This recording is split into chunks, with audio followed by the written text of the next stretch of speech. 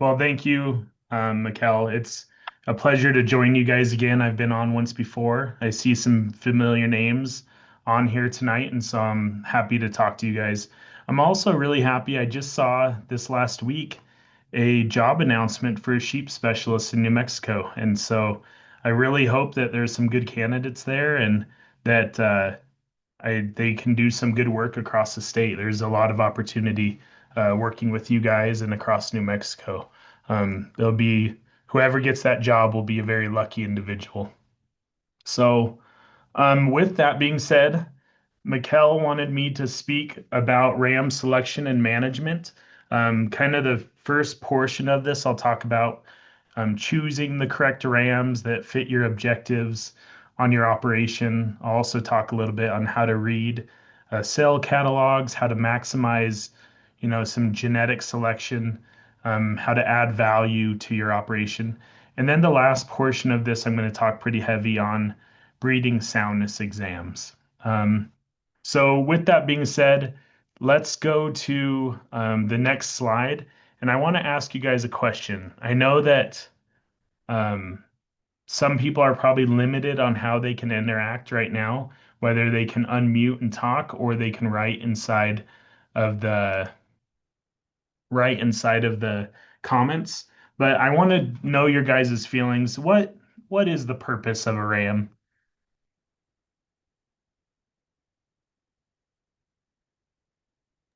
Protect the breeding? ewes. What did you say, Terrell? Protect the ewes. Protect the ewes. That one actually came up in something when I was reading, and I didn't put it in there, but I could have definitely put it in there, right? With dog attacks or coyotes, that definitely serves a purpose. Jay is saying improve next year's lamb crop. So first and foremost, Chandra said, um, oops, yes, successfully breed ewes. Okay. So that's probably the first thing we think of it when we're talking about our rams. What is the purpose of our rams? Um, we need them to come in and they have at least we'll talk about some different management later, but usually they have at least one job a year and it's to try to make some babies. So we need them to successfully breed ewes. The next thing is to produce lambs with desirable traits, right? And we could buy a lot of different rams and we could breed them to our ewes, but it doesn't always mean that we're going to get the desirable traits we want if we choose rams that are not good for our operation, right? And so we need them to produce traits that we want on our operation. So if we're focused on meat, we need to choose rams that are good for producing meat. If we're focused on wool, then we need to choose those rams that are going to give us better wool. And lastly, like Jay said, is improve our flock genetics. We don't want to work backwards, right? Many of us I know, especially in New Mexico, when I went to visit with you guys, there's a lot of people taking over their flocks from their family right now. And grandma and grandpa have done a really good job many times in breeding those sheep. The last thing we want to do when we take over as the next generation is to make breeding decisions that undo all the improvements that our family has made over time. And so we're going to talk a little bit about how to do that and maybe what we should focus on. And if anyone has any questions or wants to ask anything, feel free to ask it as we're going. We can make this more of a discussion if we want. So I think that it's important to point out that not all sheep are created equal, right? And so we need to make sure that when we're thinking about the types of rams that we're going to choose, we need to weigh out the pros and cons of what those sheep are going to offer us as far as their genetics. Okay. I like to tell people here that oftentimes, if we're keeping ewes and we're breeding them, we really need good mothers and good maternal ewes that are going to work on our operation, and then we can maximize carcass traits by doing crossbreeding. But first and foremost, I really think the type of sheep that you should have are the ones you're passionate about and the ones that work in your environment or for the type of system you have. So here are some common ones that when I've been down at in New Mexico that I've seen, some Suffolks, some Rambouillets, some Churros, or maybe even a cross between all these sheep, right? And so the Suffolk we know has pretty superior carcasses. And so the lambs that this sire will produce, generally it will have some of the lambs that grow the fastest. They'll be the biggest muscled, and they do pretty well that way. However, they're not nearly as flock oriented. So if you're out grazing on pasture, they generally don't stick together quite as well as some other breeds. Like the Rambouillet we have pictured here in the middle, the Rambouillet tends to be very flock oriented. They really like to stay together. Recently, we did a lot of GPS work down in Cedar City, Utah, and we put a bunch of GPS collars on Suffolks and Rambouillets, and it's like night and day difference. The Rambouillets, it just looked like they stayed in the same spot all by each other all the time, and the Suffolks were like all over the pasture. And maybe that doesn't seem like a lot, but if you have a Suffolk that's going to go over a hill with a couple lambs, and maybe that Suffolk drags on some lambs, then a coyote has an easier time getting those lambs. Um, and generally, the Suffolks aren't quite as rugged of an animal on range. So if we're raising these animals with very little input, usually the Suffolk needs a little bit more input than some of these other breeds. And lastly, the Suffolk doesn't offer much to the wool value. So the Suffolk has coarser wool, and generally that wool currently is not selling very well and or at all. And so we have a hard time getting any dollar value out of that wool. The Rambouillet, however, that's one of the best things of something like a Rambouillet or a Targhee is their commercial wool value is higher than most breeds. And so it's usually very fine. We also need to focus on other wool characteristics, but that's for another night. Maybe Jay could even plug in on that one. But for the Rambouillet, this is a very rugged breed. They do well on range with very little input. So if we don't have a lot of forage, they tend to still do pretty well. They don't have as big of a body to maintain, so their grocery bill is usually a little less. They have good wool quality. They like to stay together, which helps protect them from predators. And they are a really good maternal breed. And so they generally milk pretty good and take care of their offspring. But because of that, they're not really known for carcasses. And so they're not producing some of the best muscled carcasses like the Suffolk. And then we have our churro. And so this breed in particular is very well adapted for your guys' area. It is a very hardy breed, so it can do really well with very low input. Um, and it also, some of the research that my predecessor, Lyle McNeil, did, he actually showed that this is a very maternal breed and they're very heavy milkers, which was really surprising to me reading some of that. But they do have a little bit smaller carcass. Sometimes I've seen some big churros if you cross them into some other breeds, but generally churros are a little bit smaller than maybe a large Suffolk or a really big Rambouillet or cross. And then the wool, the value is depending on the market. So I know some people that are able to sell their churro wool for a really good price, but they generally have to do a lot of input on trying to sell it to the right person. In the commercial market, like a lot of our Rambouillet wool goes into, it generally doesn't do as well because of colored fibers and things like that. But if we're direct marketing, maybe to hand spinners, there is some money to be made. And so it really kind of depends on how you're marketing. So each one of these breeds offers something to the table.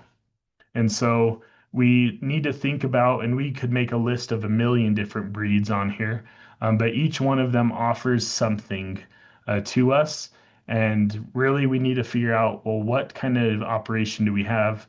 What kind of goals do we have? So, First and foremost, as a scientist, I like numbers a little bit. I like to prove things. I like to see data. And I think it's important to have some kind of data collection for selection. Did we have a question? Nathan, come eat. Oh, Nathan, come eat, Nathan. so the data is important to help us collect, um, Only if you eat. to make good decisions. He got it. He got it. What? Cheryl, you're not muted. Just letting you know. Um, Question, Ted. yes. This is Virginia. Hi, Virginia. Uh, as far as Ramblay go, the pole Ramblay is desirable in a lot of places. Um, is that um, is that something that can be considered also?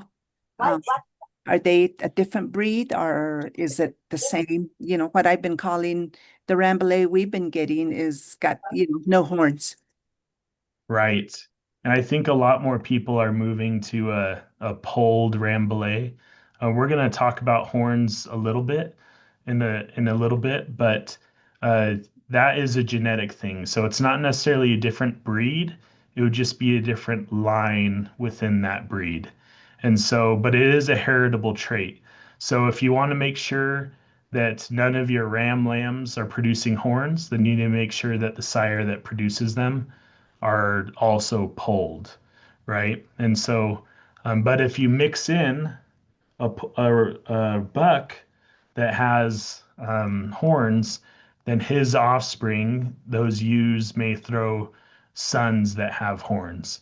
And so that is just a trait within the breed, but not necessarily a different breed.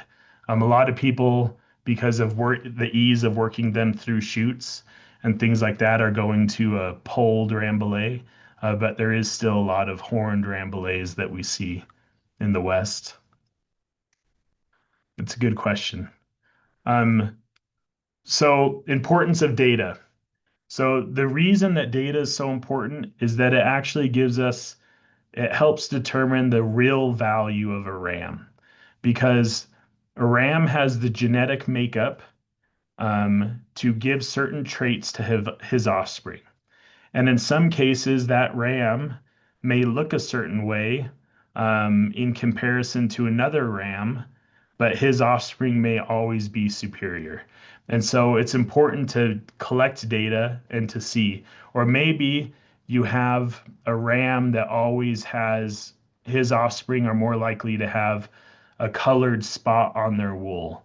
Or maybe they have an underbite or something like that. These are things that we want to take note of. And if we can trace it back to a ram, then we know we don't want to use that ram. So some of these traits are really hard to measure and they're not very heritable. And so some things like average daily gain of the lambs can sometimes be difficult if we don't have access to scales to measure and calculate that, weaning weights, how prolific ewes are, things like that. Buying rams with records helps you as the buyer to make sure that you're focusing on traits that can make a difference on your operation. And so if you go to the sale, you may be looking at a lot of rams that look similar, but some may be in the top 10% of their group. And we want to make sure that we focus on the best rams. And then lastly, a lot of people you'll see are starting to use genetic tests to help to help the seed stock producers further decide how to make their breeding.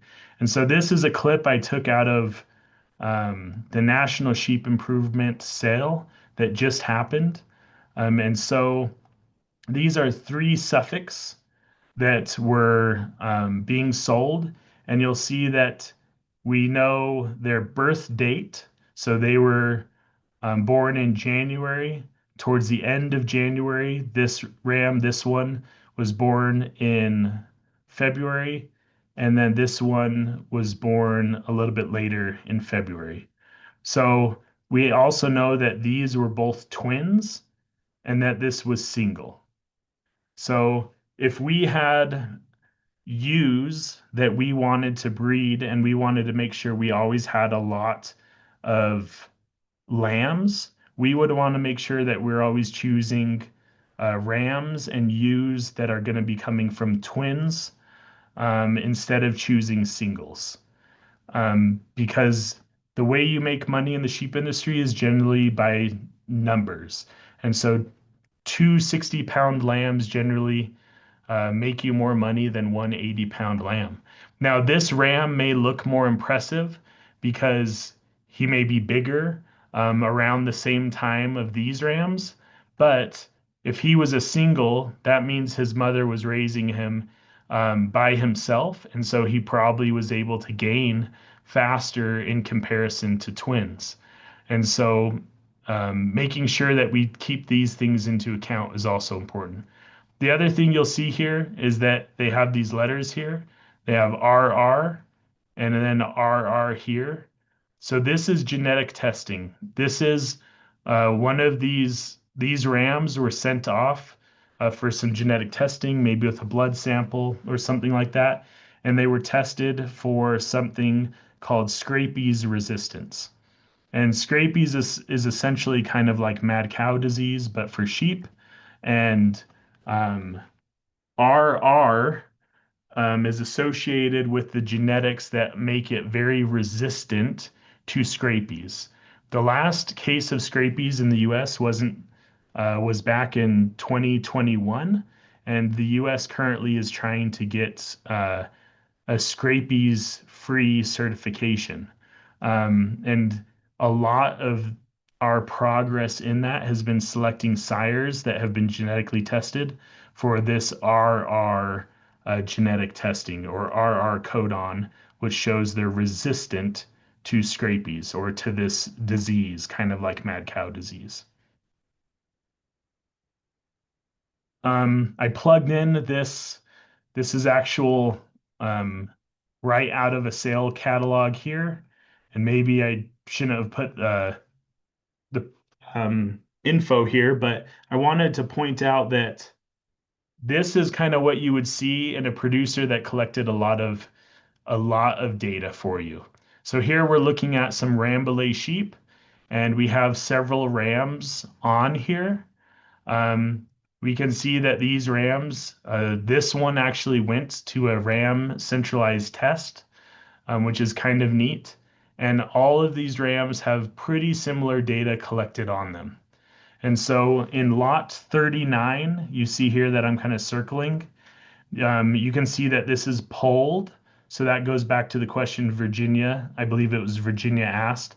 So now we know if we went to this sale, we would be looking at a polled Rambouillet ram. And he is a single though. So if we were focused on trying to have a lot of twins on our operation, we would maybe want to choose a ram that came maybe as a triplet or a twin. So this ram here is a twin. This ram is a triplet. This one is single, similar to the one we were looking at. Um, we also have a calculated average daily gain and rib eye area. So this is how big their loin chop is.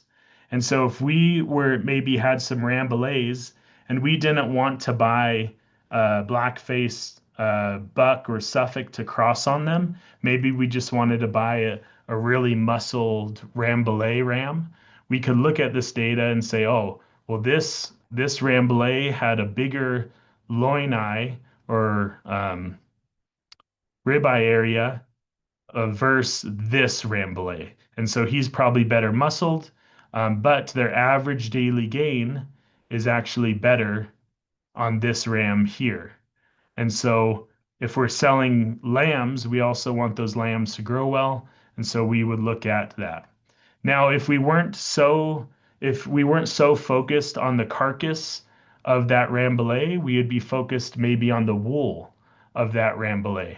And so we could look at this and we could say, well, we're focused on wool because I have a Suffolk buck that I'm going to cross onto most of my ewes. And so I just need a really good Rambouillet ram that's going to produce future females on my operation. And so I want to make sure that my wool stays good. And so here we can look at the wool. This wool has been tested, and this wool is 22 micron, which is pretty fine wool. This is like clothing fine wool, um, and it has a really high staple length and good yield. Now, yield is going to be a little different from one to the other. If you go down here, you can see that we also have a 23 micron, a 24 micron, 22.6. And so all these animals are pretty close in micron. Now, usually carcasses and wool are, those are antagonistic traits. So as wool gets finer, carcass traits usually go down. But as the wool gets coarser, generally your carcass traits get better. And so it's kind of hard to make progress with both wool and with carcasses at the same time.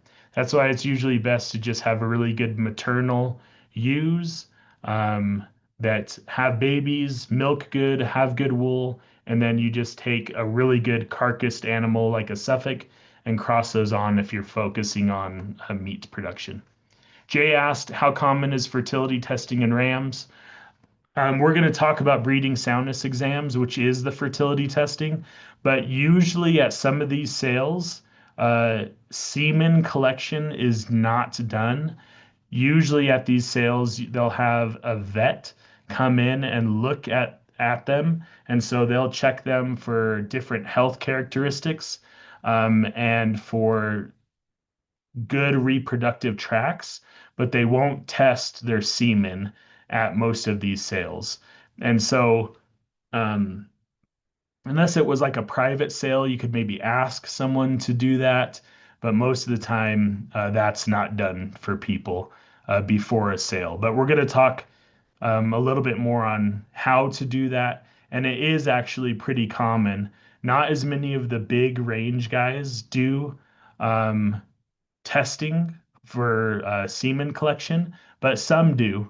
And those that do it generally are able to get rid of rams that aren't able to breed ewes. So I hope this makes sense, kind of looking a little bit at a ram sale catalog on how you could look at this data and make good decisions on either whether it's wool or if it's carcasses, or maybe you want to focus on having polled animals, or triplets and twins versus singles. So these are all important things to look at. So here's an example on how crossbreeding can add value to your flock. And so you could also do this same exercise if you wanted to just look at let's say one churro is better than the other churro, and you have some genetic data to show you he's always going to have bigger lambs or maybe better wool or something like that. But this crossbreeding example is a really good way to just show how drastic of a change you can make with just the right ram selection for certain traits. So here we have a picture at the top with a bunch of Rambouillet ewes and a Rambouillet ram. Well, Rambouillet rams are generally smaller. They have smaller carcasses. They don't grow as fast as your normal Suffolk. So let's pretend that we took 100 ewes and let a Rambouillet ram breed 100 ewes, and then we took 100 ewes and we bred them with a Suffolk ram. And we wanted to know, well, how much money are we going to make by selling either purebred Rambouillet lambs or crossbred lambs? And so in this case, if we were to breed these Rambouillets with a Suffolk, we would assume that of those 100 ewes, let's say we had a lamb crop of 150. So we have 150, but some coyotes ate some, or maybe some died of a disease or something like that. By the time we weaned them, and we had 135 lambs at the end. Now, I know in the West right now, the coyotes seem like they're eating a lot more than that. But let's just say for this purpose here, we have 135 weaned lambs for our 100 ewes. Now, let's assume that your Suffolk sired lambs are going to weigh approximately 70 pounds at 90 days. Okay. Whereas your Rambouillets that were bred by another Rambouillet, they're going to weigh 10 pounds less.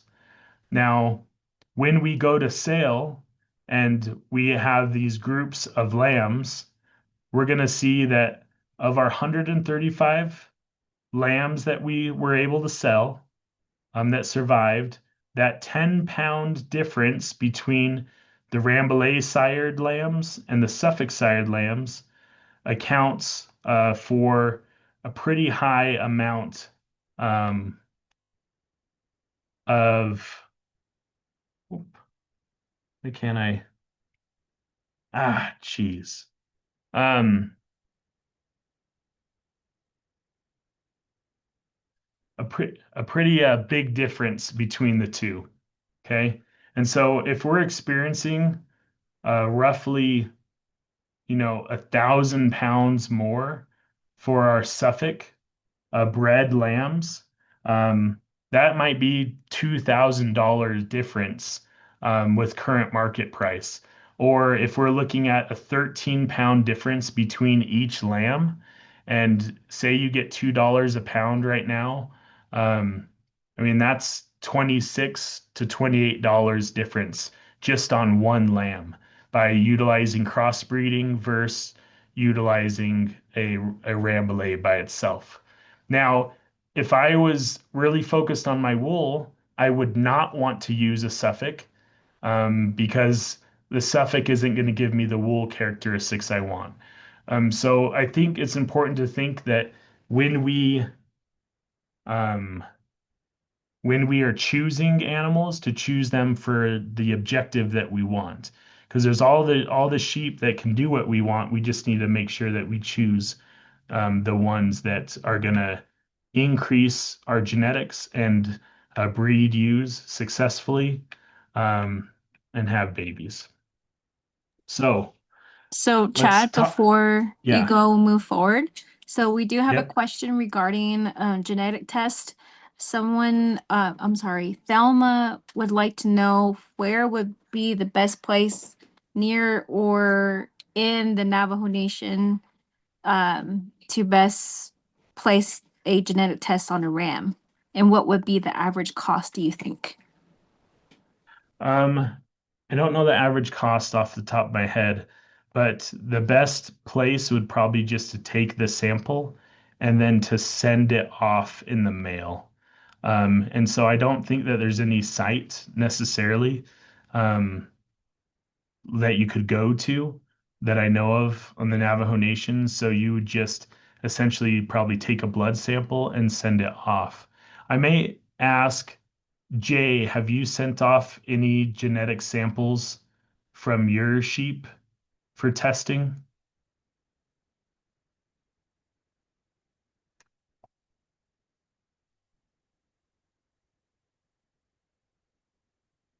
See if he's still I listening.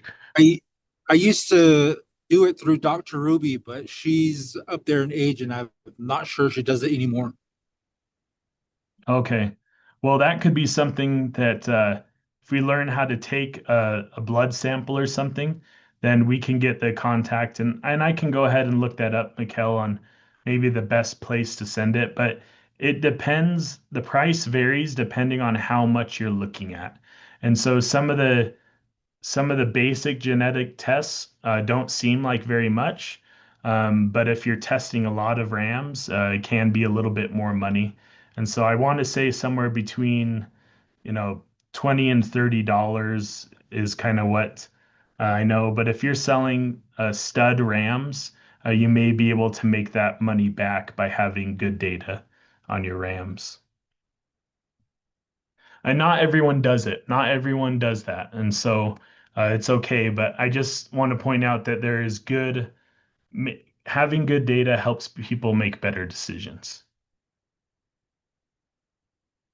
Okay, so the next thing I want to talk about was ram mating and behavior. So rams ewes generally form what they call a harem around a ram. So when that ewe is in heat, she generally will actually seek out that ram and they'll kind of just congregate around the ram. Um, and then the number of rams we use just kind of depends on the age of the ram, how experienced they are, and then how good their reproductive capabilities are. And so usually we'll give more ewes to an older, more experienced ram, and the younger rams will get less ewes. And so if we also did something, and I don't think there's probably a lot of people doing this on the Navajo reservation, but some people will actually synchronize estrus, and then we give them even less animals because then you have more ewes coming into heat at the same time. On the really big operation, the rule of thumb is usually to have 3 rams per every 100 ewes. And so, kind of going back to Jay's question about fertility testing, having multiple rams out kind of ensures that maybe even if one isn't very good, the rest of them should be able to breed the ewes. And so, some of the really old research will show like one ram with like 100 ewes, and he can breed like 90 ewes in one heat cycle. And so, but now the rule of thumb is kind of 3 to every 100 ewes. So, or 1 to every 30 ewes. So if you have 60 ewes, maybe you would have 2 rams, 2 or 3 rams. But if you just had a small handful of ewes, you may only just need 1 ram. Um, on your operation, or maybe you even just borrow, you share with a neighbor, and just own 1 ram between a couple operations. There's also something called the ram effect. And so the ram effect is kind of cool. Cows really don't do this very much, and horses don't really do this, but sheep and goats, they kind of do this thing called the ram effect. So if you keep your ram away from your ewes for a while, like a month or 2 months before you let them breed, when you put that ram in, all those ewes will start ovulating around the same time. And the benefit of this is because they all start ovulating around the same time, that means they're all going to lamb around the same time. And so if you wanted to make sure that your lambing window was shorter, you could just keep your ram away from the ewes for a month or two before breeding season, and then reintroducing him, the pheromones and everything else get the ewes going, they ovulate, and then 5 months from there, when it's time to lamb, your lambing should happen a little bit faster. And so some of these show how that happens. So these ewes that all kind of lambed right around the same time early on, they experienced the ram effect, whereas in this year they didn't tease the ewes, and their lambing stretched out for more days, instead of those ones that experienced the ram effect. So that's kind of an easy way you can help shorten your lambing window without having to use any hormones or anything like that. You just use your ram, which is pretty cool. Uh, not a lot of other type of species can utilize something like that. So pretty neat. It also helps with money. If you're paying someone to help you lamb out your sheep, you can get it done faster. Uh, there's also something that I would call this opportunistic lambing. This is how I grew up in Arizona, and I put a picture of some Barbados sheep up here because we always had a lot of Barbados sheep growing up in Arizona. And we just did something called opportunistic lambing, where we just kept our ram in pretty much all year long. And so if he was able to breed those ewes anytime during the year, we just kind of always had babies coming. And that was just kind of what we did. We didn't have enough pens to separate animals or big pastures or rangeland. We just had like an acre or 2 acres, and we just always had our ram in. And then, like someone said on here earlier, that ram can help protect those ewes or the lambs from dogs or from coyotes, foxes, things like that. And then, and there's kind of 2 ways to look at this. It can be opportunistic for the producer, or for the animal. The way I grew up, it was for the animal. So whenever that ram could breed a ewe, he took advantage of it. He took opportunity.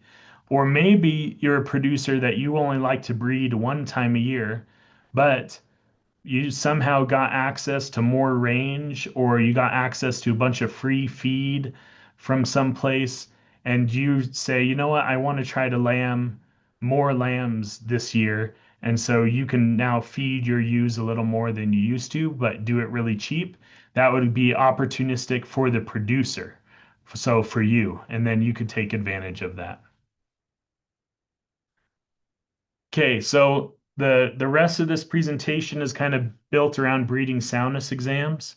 There are three main portions to conducting a breeding soundness exam. So early on, when we talked about the purpose of the ram, he really just has, in my opinion, one job during the year. And everything is built up to that one time a year that he's to do that job. And so before that happens, you want to evaluate, is he able to do that job?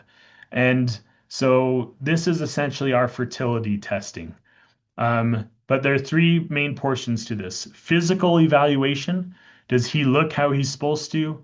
Scrotal evaluation. What does his scrotum and his testicles look and feel like? And semen evaluation, which is actually collecting the semen. And not everyone does this, and I don't think everyone has to do this. But you doing these two things are really easy, even without a veterinarian, and you can do these on your own. Semen evaluation would be the next step. So, and once these rams are evaluated, they'll either be considered exceptional, so they're like the best of the best, satisfactory, questionable, so you're not sure if they'll get their job done, or unsatisfactory and you just want to get rid of them right then. So at USU, we do something called a sheep day. We take like all these students out to Wyoming every year, and we conduct breeding soundness exams on like 400 rams in one day, one afternoon with a bunch of students. And so these students get to work all these sheep. They get to look at semen under slides and learn how to do this. And so I think producers can do this to some extent on their own with a little bit of training. Mikkel actually and I have talked about coming down and doing some hands-on workshops on how to do this kind of stuff. So when should you do a breeding soundness exam? Well, if you're going to spend a bunch of money to buy a ram, you're going to want to know if he works. Usually sheep are pretty seasonal in their breeding. And so rule of thumb is that you want to do it, 2 months out from when you're actually going to put the ram in. So that gives you some time to figure out if you have a ram that's bad, it gives you time to figure out how to get another ram for your breeding season. Or maybe if you test him and he doesn't have good semen, then that gives him time to maybe get over a cold, or maybe he was sick for a little bit. And so you want to make sure that you do it a couple months out from breeding. This cost kind of varies. Some veterinarians will charge a lot of money per ram, and some will charge less money. Usually the ones that charge less money they're doing a lot of rams at one time. And so if you can find someone to do it, sometimes it can cost a pretty penny in order to get it looked at. But if we go back to this, we can at least do these two on our own: physical evaluation and scrotal evaluation. So on the physical evaluation, one of the big things is we want to make sure they have enough fat and body storage on them. And so we don't want to turn out a ram that is already really skinny, because he's going to lose a lot of weight during the breeding season. He can sometimes lose like 15% of his body weight during the breeding season. And so we want to make sure when we turn him out into our ewes that we're turning out a ram that has some moderate fat, like a body condition 4 or 3 out, because he's going to lose weight and he's going to drop down to maybe a body condition 2. It's been shown that rams that are too skinny, they usually don't have very good semen. Their motility of their semen doesn't swim very good, and they also have a lot of morphology issues. And so we want to make sure that our rams, we feed them pretty good in the couple months leading up to the breeding season so that they have enough fat coverage so that they can go breed ewes and do their job for that time. So those couple months before, if you have some skinny rams, it's important to try to get them fed a little bit more so that they can breed ewes that year. Some other things that we want to look at is we want to look at their mouths. We want to see, do they have teeth? This is a ram that I saw, and he has no teeth. So on our sheep, there's going to be no top incisors, but there's going to be bottom ones. And this is what we would call a true gummer. This here is a little bit of a broken mouth, but this is just excessive wear. So those of us who are grazing in the desert a lot, we may see a lot of wear on the teeth of our animals. And then this ram right here, this one is actually at USU. He's a cloned sheep, so he gets to live a lot longer and no one cares what he looks like. But he has a really bad underbite. And so on this scale of how his teeth meet his top pad, he has a what we would call a monkey jaw or an underbite.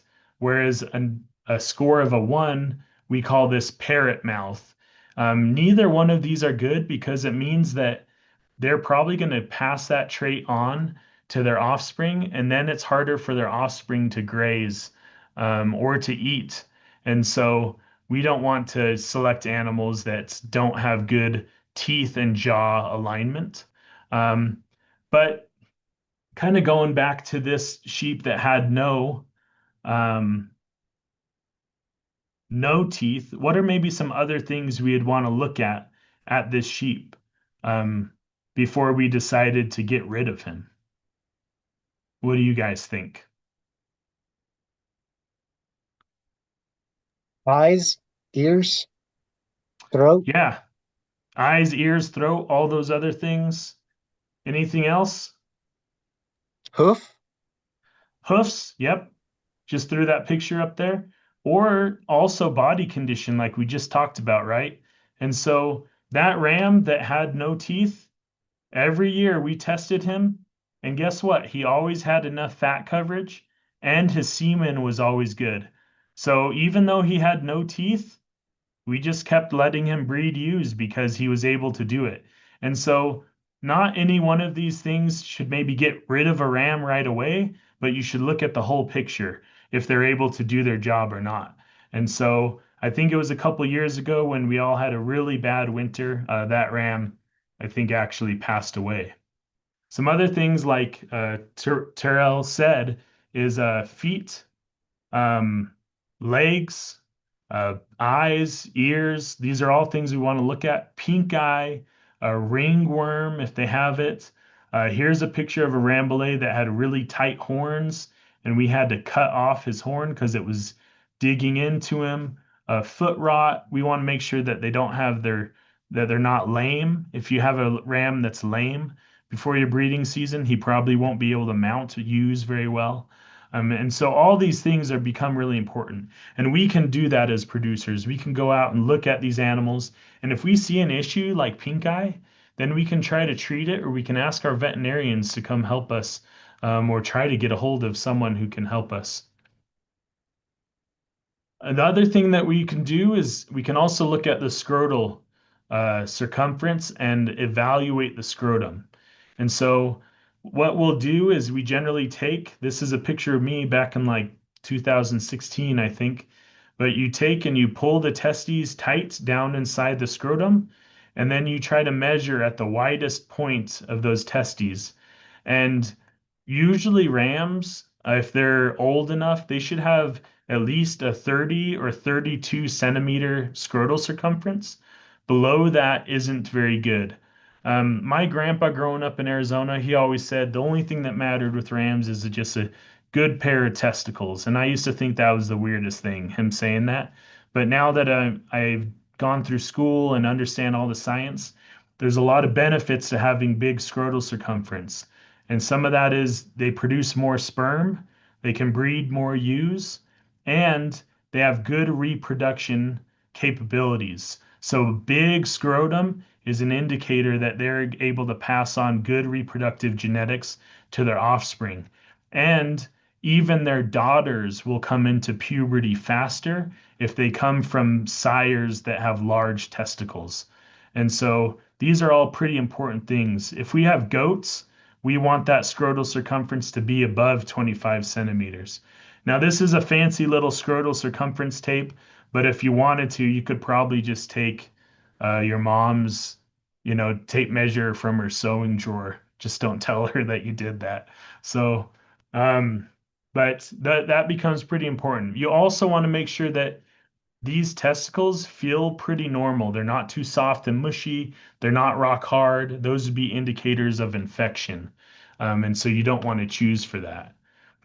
So here's an example of a ram that had really large testicles. Now, they were pretty symmetrical, so it's hard to notice, but they were abnormally large and they were really hard. So this ram probably wouldn't be able to breed any ewes. Another thing that you'll often see is you'll see it looks like one testicle is a lot bigger than the other testicle, but when you feel it, it usually is the epididymis. So this is the part that wraps around the testicle and the sperm goes up into it before it's ejaculated out. The epididymis will get swollen, and this sometimes happens from injuries, but oftentimes it also happens from a disease called Brucella ovis, and it's kind of like B ovis or kind of like brucellosis in cattle, but for sheep. And so B ovis um, in sheep oftentimes will make the rams have something that we call epididymitis. And so one testicle generally will appear much bigger than the other testicle. So when you feel the testicles, you want to make sure that they're normal sized, that they're not hard, that they're symmetrical in shape.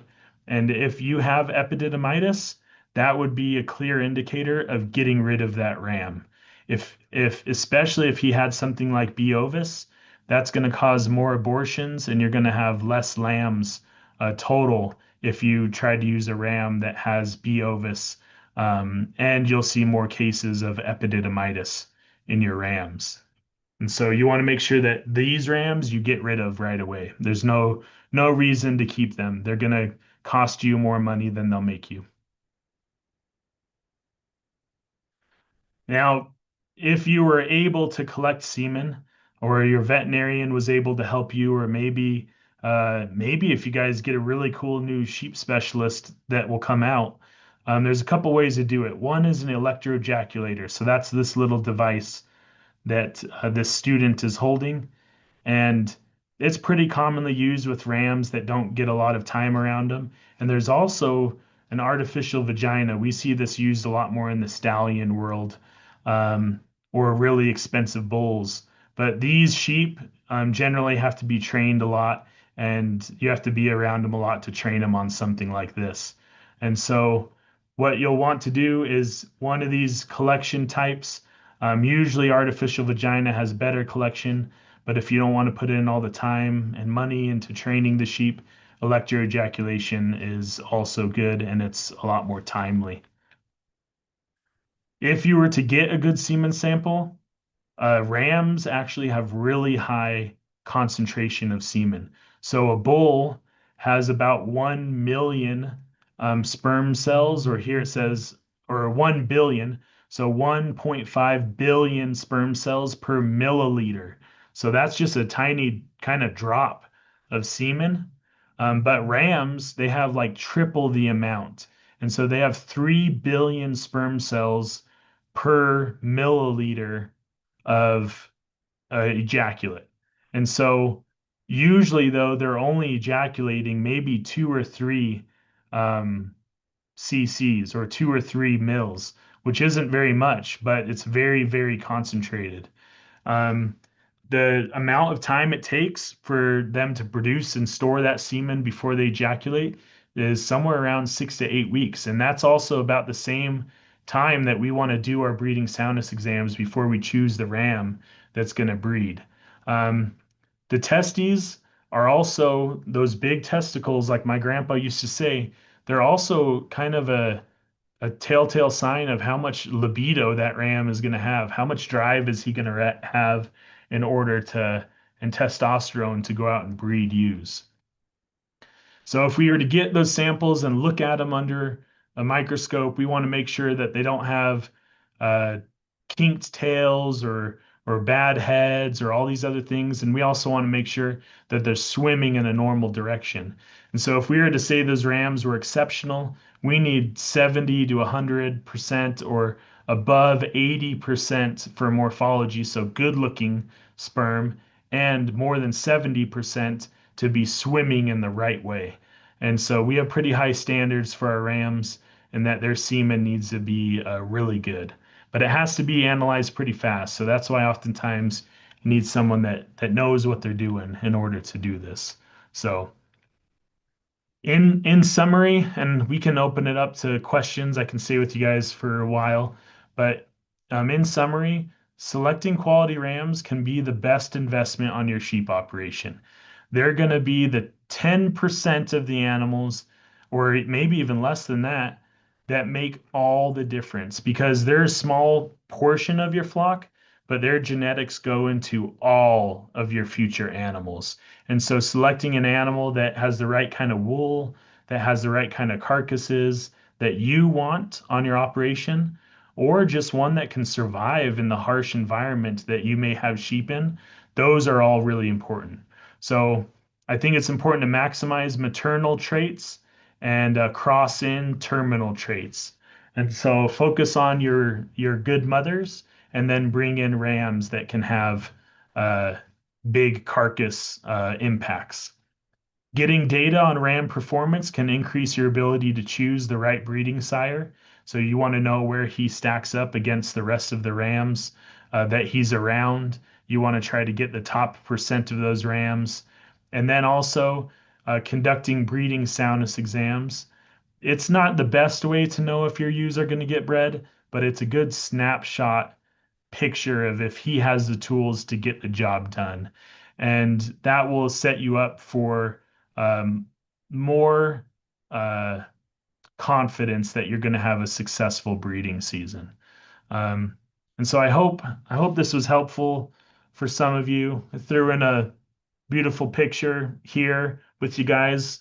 Not all sheep in there. I think what, four dogs, one, two, three, four. But thank you again, and I'm happy to answer any questions if you guys have them. Hi, Chad. This is Virginia. Hi, Virginia. How long can a person maintain a ram before inbreeding happens? Before inbreeding happens? Yes. Yeah. So in inbreeding, you can maintain the same ram for a long time if you have a lot of different ewes that you can breed him to. But as soon as that ram starts breeding ewes that are related to him, you're going to have inbreeding that's going to increase. And you may not see a lot of issues that you think come from inbreeding, but what you're probably going to see is you're going to have less lambs that survive. And so if you have a son that is breeding a mom or something like that, you're going to probably have less lambs that are going to survive and less hardy animals, so maybe they get sick easier and die, things like that. We actually have a group of sheep at USU right now. It's a kind of a rare breed. They're called the St. Croix sheep, and they're pretty inbred. And their prolificacy, how many lambs they have, has actually gone down this last year or two because we have some inbreeding going on. And so you can maintain a ram for a really long time if you have enough diversity in your genetics to do that. But as soon as they start related animals start breeding to each other, you're going to start increasing the inbreeding coefficient, and then you're going to have probably first and foremost issues with uh, reproduction and survivability. So that's a really good question, but it just kind of depends you know if you're breeding him to his daughters or who you're breeding to him to. So. Good question. Trina, I see your hand up. Hi, good evening. I wanted to ask, What are the common commercial sheep websites that you suggest that would offer all these details that you shared with us? Oh, yeah, let me see if I can just pull up my web page browser real quick. Does that work? Can I do that? You should, yeah. Okay. So, okay, so for just very basic sheep stuff,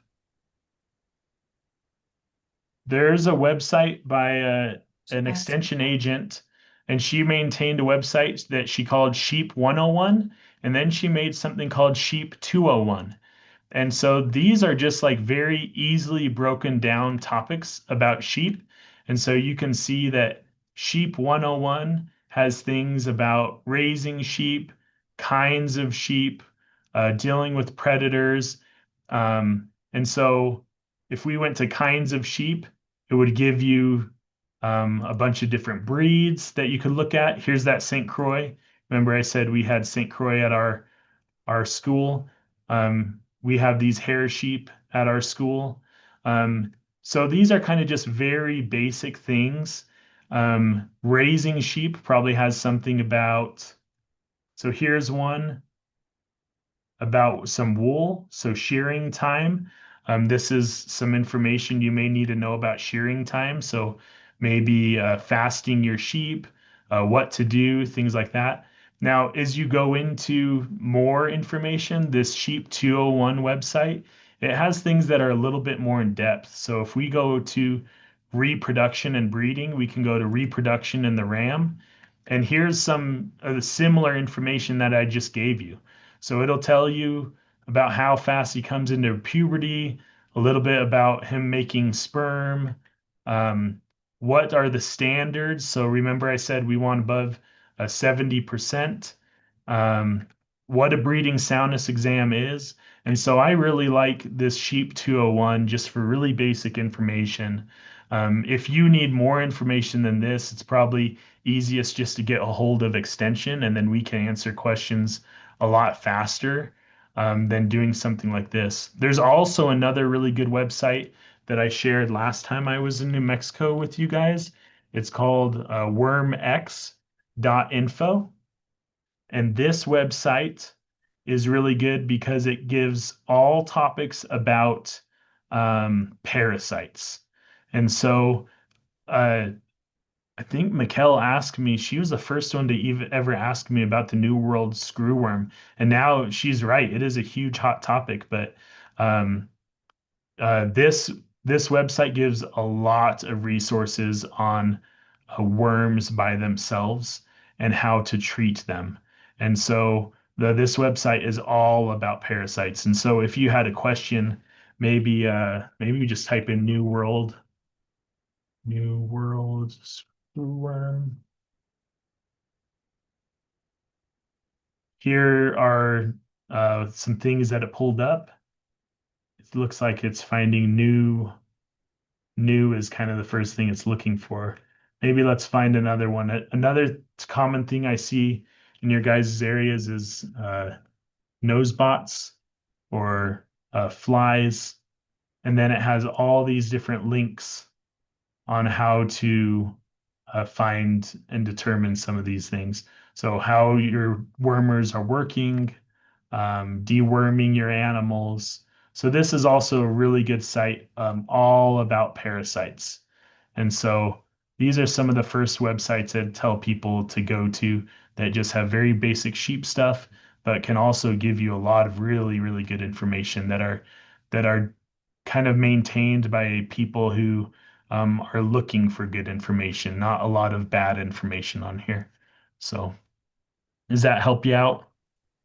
Yeah, I guess what my question really was like, Oh, when you're wanting to purchase a ram, and because local breeders here are not going to have all this information when we're looking for a ram. yeah. I know they have online sites where you can purchase and then you pay a shipper to ship it to you. Oh, yeah. Are you aware of a site for commercial purchasing of sheep, just like for breeders, it's like Willoughby sales online or SC online sales for purebred breeding, Yeah. but You for probably, commercial ram purchasing. oh, Trina, probably what I would do is I would probably go to like a ram sale, a commercial ram sale. Let's do a national sheep sale. This is one that's happening in Utah. Most of these ram sales will have um, they'll have a web series that you can join the day of the sale and bid online. And then you just need to line up someone who's willing to drive the ram to you, or you need to go pick it up yourself. But a lot of these commercial sales now have online options. And so as the auctioneer is going, there's usually someone sitting right next to the auctioneer that is looking at online bids for the Rams. So even though you don't live in Utah, or maybe can't get there the day of the sale, you still have the opportunity to jump online and buy these Rams, and then you just becomes the logistics of getting the Ram to you. So, but I would say most commercial Ram sales in every state now are moving to that model because they get a lot better sales that way. So, does that help you? I Yes, don't know thank of, you. I don't know of a website that is like your all go to RAM buying website. It's usually based around these big sales and having these auctioneers next to these guys that are running computers is where I see a lot of people buying RAMs from out of state. And then they just need to figure out how to get the RAMs to them. So, which is the hardest part and sometimes the most expensive. But but if you want really good genetics and you're looking for a very specific type of RAM, it's a good option. So Okay, thanks, Trina. So we do have two questions in the chat box. Chanda, is there any specific vaccines or meds for rams? yeah, so your Rams are going to get similar vaccines that your ewes get. And so with our ewes, we generally give them a C, D, and T booster every year. And so you can also give your Rams that booster every year too, if you want. And then sometimes, say you have a disease that is very specific to your flock, you can also give them a vaccine for whatever disease you have. And so maybe like chlamydia, I've seen chlamydia in Utah before. That's a very specific disease and it has to have a vaccine made for it. And that would be something you could treat. But really, for your rams, other than your normal boosters, if they have major diseases, you don't want to keep those rams because you don't you want to be very picky on the Rams you keep because they make a big difference in your overall operation.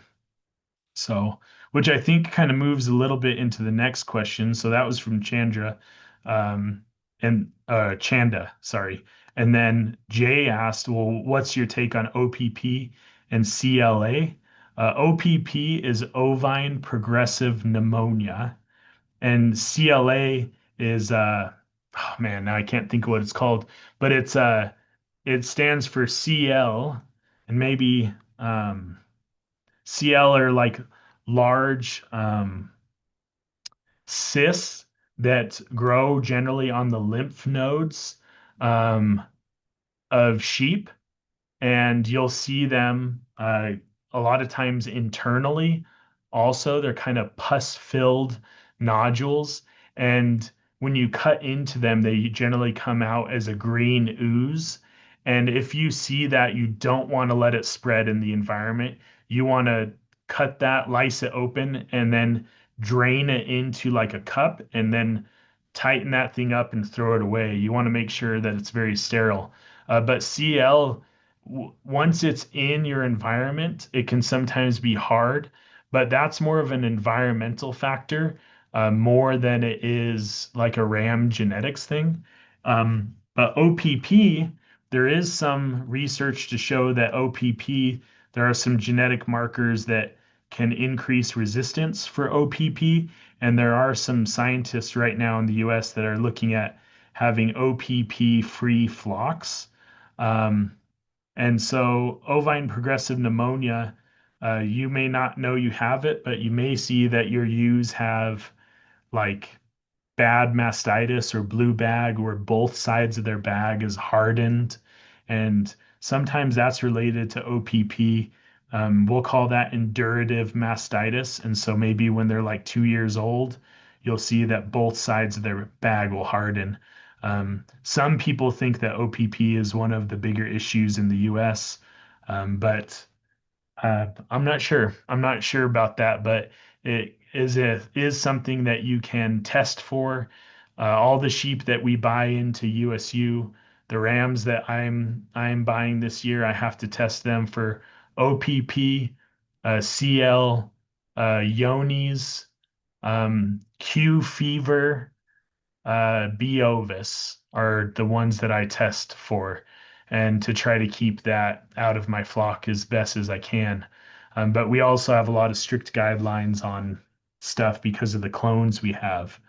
And so, but yeah, that's kind of my take on OPP is if you can test for it, do it. But if you start seeing signs of, indurative mastitis or respiratory issues with your animals, maybe you want to test for it, and then cull animals that are shedding it. So it's a good question. So, and this kind of goes back to why I think we need to just do a really good job with these physical evaluations. I mean, this is something that we can control, and we often are the best stewards of our own animals and knowing when they look sick or something else. And so if you see sick animals, try to find out why they're sick. And sometimes they just may be the tip of the iceberg into helping the rest of the animals on our operation. But it can all start with the Rams, and usually the Rams are close to home. They're usually kind of staying stagnant, and we can usually get hands on them pretty fast.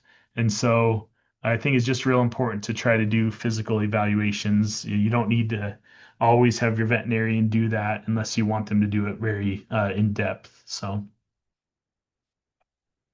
does that answer that question? That's a hard question, OPP and CL. So, Thank you, Chad. yep. We will take another second to open our audience to have another question. So if there is one more question, feel free to unmute yourself or you can insert your question in the chat box. I'll go ahead and release our polls. All right, so I did release our poll, so there's a quick pop-up that will be on your screen that's above the presentation. So if I could just get everyone's opinion or their feedback, I should say, on tonight's presentation. And if you are not on the reservation, it does say on number 5, chapter affiliation, that's just pertaining for those that live and reside on the Navajo Nation. Whichever chapter house that you're affiliated with, just go ahead and put that chapter down in that long answer. If not, you're not on the reservation, go ahead and put down what county you're from. That will just give me an idea of how big of an outreach that we're reaching. So I greatly appreciate it. And if there's any additional topics that you wanted to add on to this webinar, specifically, if it's more of in-person session on soundness exam, do please put that in a comment. I have the ability to make it a long answer so you can write, I don't know, a big paragraph. So your feedback is really much appreciated because I do read those and it does prepare me for the next go around of what we can offer for you as sheep producers. We are wanting to gear up for another in-person sheep day type workshop that will be mainly around, like what Chad said, breeding, soundness exam, and more of a hands-on demonstration, as well as genetics, breed types, budgeting, and record keeping is what we were aiming for. But that will be open for next year. So please stay tuned onto that. And while I go ahead and put my screen up, Chad, do you want to share anything, any upcoming events or, oh, maybe the sheep shearing? I know that's past due, but maybe for next year, because I know how busy that registration can get and slots are filling up fast.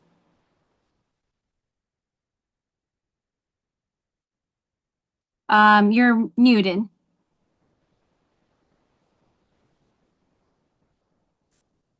Yeah, so I don't think we've actually opened our Eventbrite for the sheep shearing school. And so when I do open up the registration, I think we have a couple people on the wait list, but Mikkel, I can send you that right away and make sure you can get it out to your list of people. If you don't want to learn how to shear sheep, but you have someone who you think is in your community that would benefit from doing it, I always think it would be a good idea if maybe a couple different producers paid for one person to go to the shearing school to help their community out. It's a pretty good way for people to make money on the side, and it's a trait it's a type of skill that we desperately need more people. I think Jay, who did our demo for shearing last time, can speak to that. There's just not enough people that can do it, and we need more all the time. And so I'll send you that as soon as we open it, Mikkel. Yes, I really appreciate that.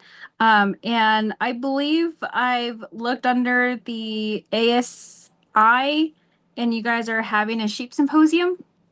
We are. So on September 12th and 13th, we're calling it the USU Shepherd Symposium. We're actually flying out scientists from all over the nation, from West Virginia, to talk about immune function in sheep. And we're going to do a lot of hands-on activity that Saturday. But it's in conjunction with the St. Croix Association. We're even flying out one scientist from the Virgin Islands. And so it should be a real wealth of knowledge. And we're going to hear from the Predator Research Station on how to deal with coyotes and raptors, eagles, and then poisonous plants, things like that. So even though the first portion of it may be a little bit more about hair sheep, there's going to be a lot of information that any sheep producer can take home.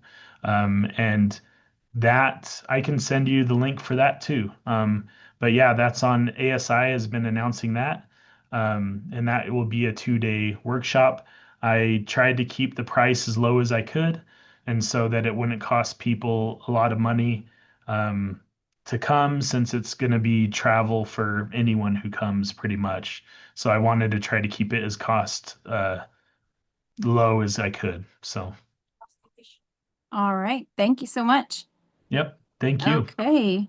So that will conclude our presentation for this evening. I just want to say thank you so much to Chad for coming on here, and especially around a little bit after 5 to provide his presentation, but a lot of great information. So we do have some, I believe, oh, it's not questions, but just remarks. So thank you.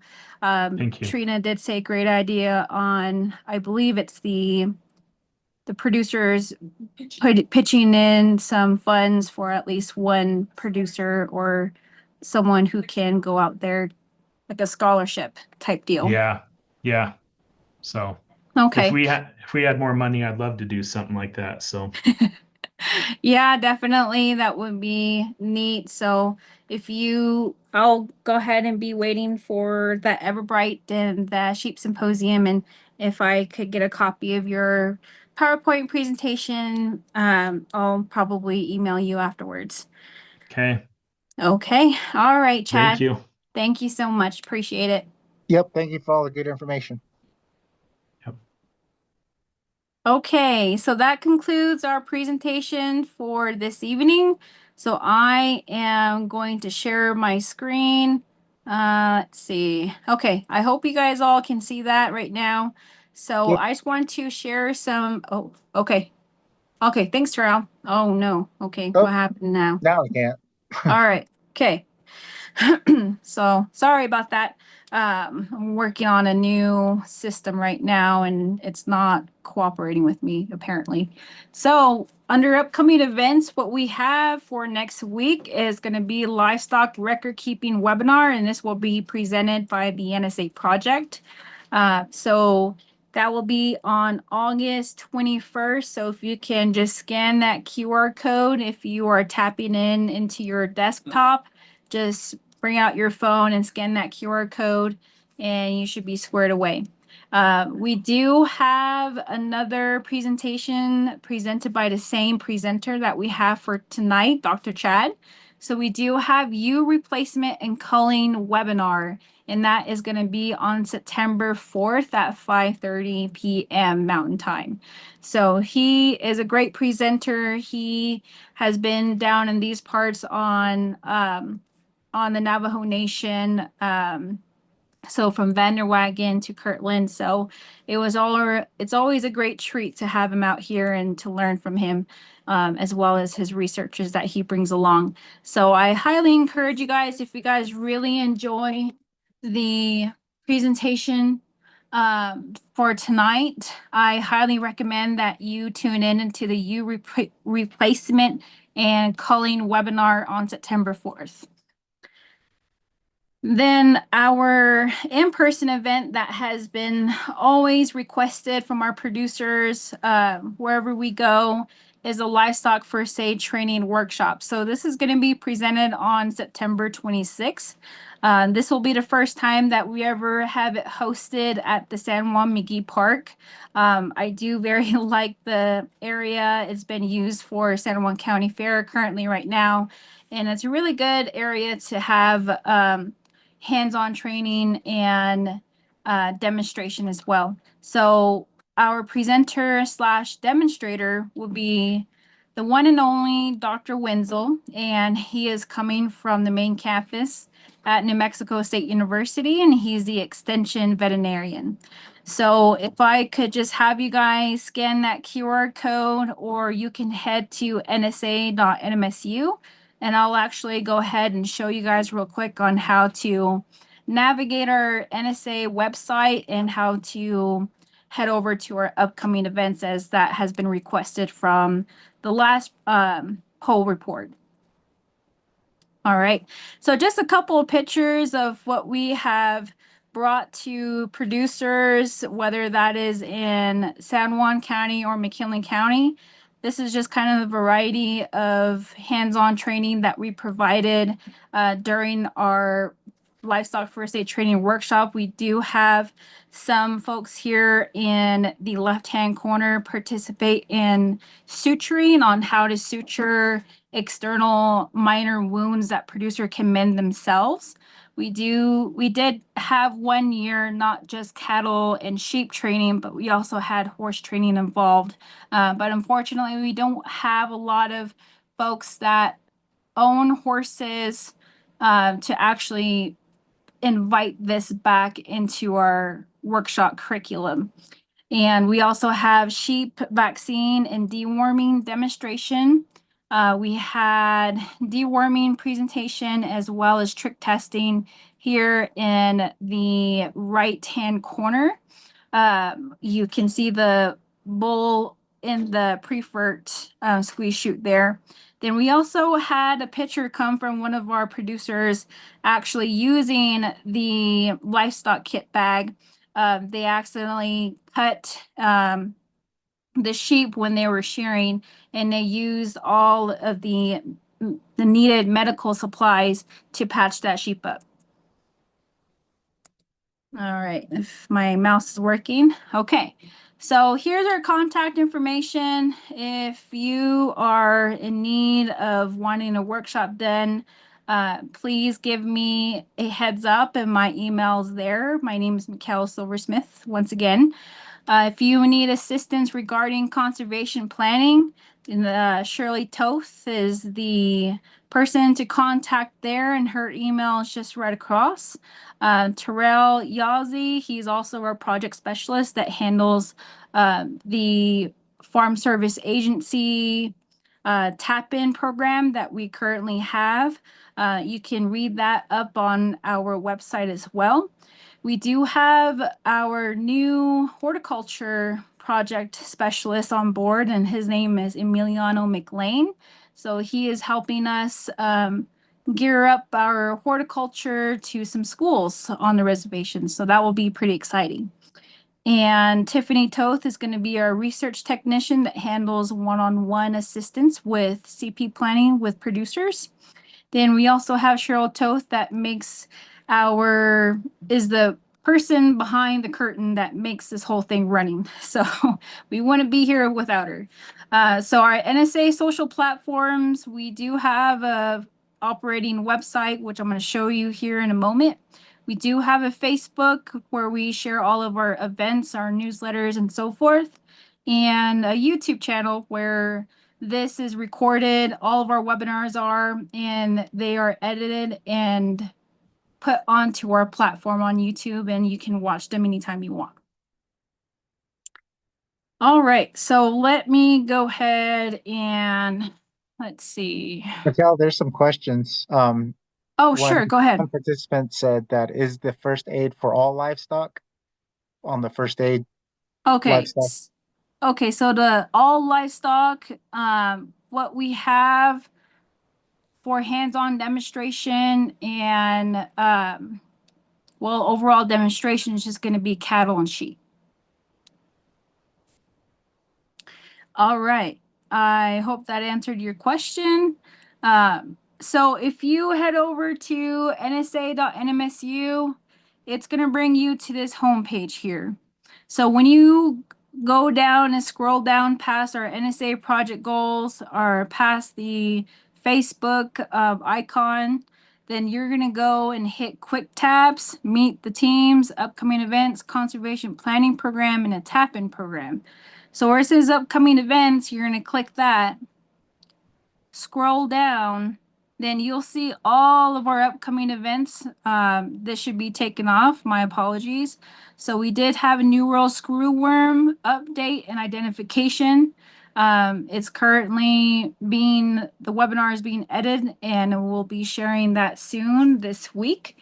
Our ram selection that we've already concluded for this evening. Our livestock record keeping webinar, which is next week. Then we also have sheep wool mulching webinar that will be taking place on August 28th. So for those of you that have already got done shearing your sheep and you have extra wool, this will be a really good, interesting topic to partake in webinar, especially. So this is going to be presented by Dr. Stock, and she's also coming from Utah State. And she's an urban and small farm extension specialist. So she was inquiring about wool from Utah State and how it's being implemented, not just through selling it, but what else is it being used for? So she decided to make it a research project and see how it can be incorporated into a garden. So this is their second year now, and they want to share with our producers on how you can integrate your wool into your garden, not having to waste it or take it to the trash. So that will be something if you guys are interested in. We did have more events on here for September. Okay, there it is. So next after wool mulching is ewe replacement and culling webinar presented by the same presenter that we have tonight. We do have poultry management webinar from a local hatchery here in Bloomfield, New Mexico. And here's a livestock first aid training workshop. So it shows you what is going to be presented and how the producer are going to be engaged into this learning process. So please click the registration link above where it says registration is required. If you do need help trying to register, please email me and I'd be happy to help you. But with that being said, that's all the events that we have so far. We do have a July newsletter out already. So if you're not already subscribed, there's more events on that newsletter that's on more than what's on here on our website.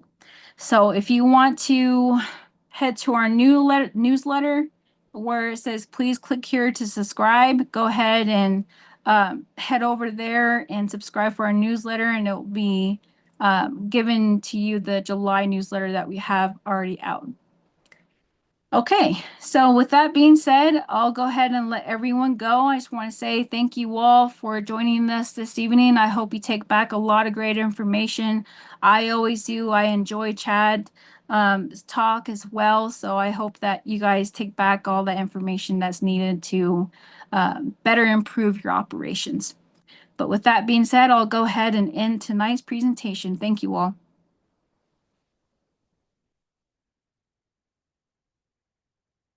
We are funded by the USDA Outreach and Assistance for Native Farmers and Ranchers and Veteran Farmers and Ranchers program. And we are also part of the New Mexico State University Cooperative Extension Service. So we partner a lot with the Dene College Land Grant Office and Community Outreach and Patient Empowerment. You've seen their logos on all of our upcoming events, from webinars to in-person workshops. So we partner a lot with them to showcase their expertise, whether that is in gardening, crop production, and livestock production as well.